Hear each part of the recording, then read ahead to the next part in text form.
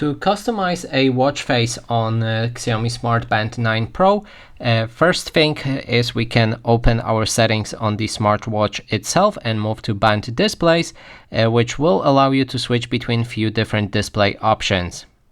We can click on the gear icon and then change the style. But that is basically everything on the watch that we can change.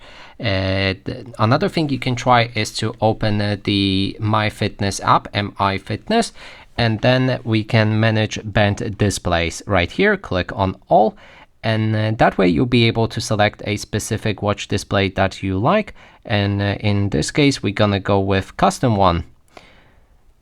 Pick whichever one you like and apply it.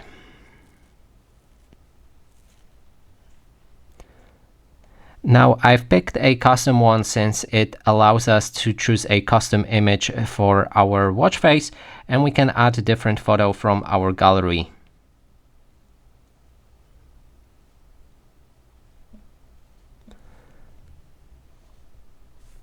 We can go back. And then as you can see, my watch face have changed to the one that I've picked, and we can also customize different colors, a different place for our clock. We can change the style and the color as well. So let's apply it. And now if we move to our device, as you can see, our watch face have changed, and that is basically everything.